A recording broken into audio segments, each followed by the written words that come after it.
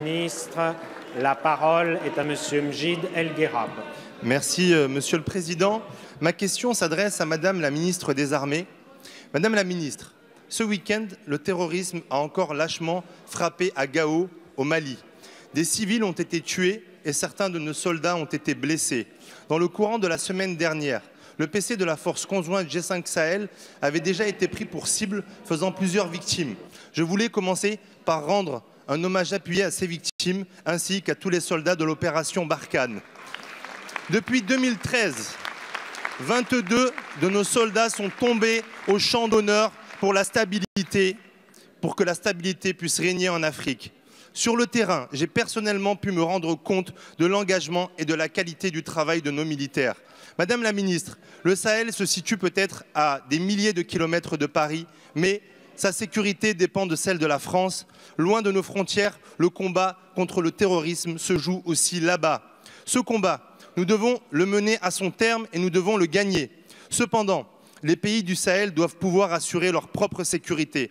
C'est précisément le but de la force conjointe G5 Sahel et ayant été à vos côtés lors de sa création, je connais votre engagement et votre implication pour lui permettre de monter en puissance et d'être pleinement opérationnel. Faisons confiance aux pays africains pour prendre leur destin en main.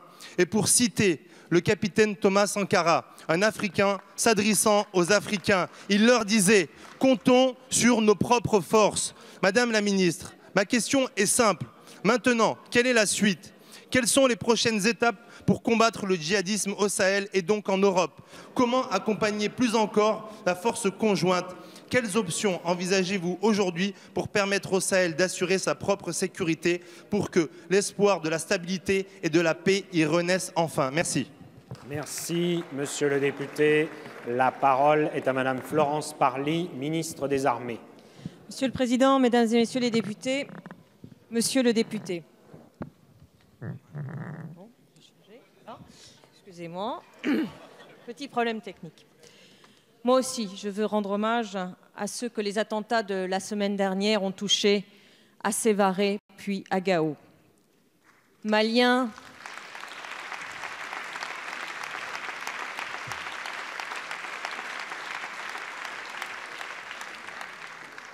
Maliens ou Français, victimes civiles ou combattants, ils ont été frappés par le même ennemi, lâche et abject, le terrorisme.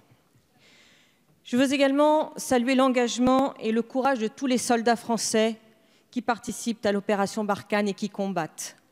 Depuis le début de l'année,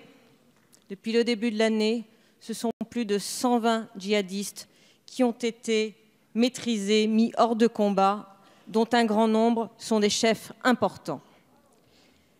Les armées françaises adaptent en permanence leurs dispositifs, avec comme objectif invariable à la fois de combattre les groupes terroristes et de renforcer les armées locales. Nous serons là aussi longtemps qu'il le faudra. Mais à terme, avec l'aide de la communauté internationale, c'est comme vous l'avez dit, au Sahel d'assurer la sécurité du Sahel.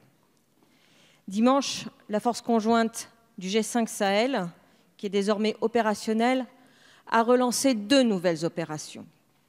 J'étais hier avec le président de la République au sommet de l'Union africaine à Nouakchott et en marge de ce sommet, une réunion des chefs d'État du G5 Sahel s'est tenue. Des décisions opérationnelles ont été prises pour s'assurer que cette montée en puissance puisse se poursuivre.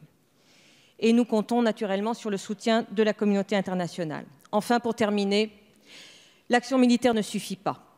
Il faut aussi permettre le retour de l'État et les actions de développement au profit des populations. Merci, Madame.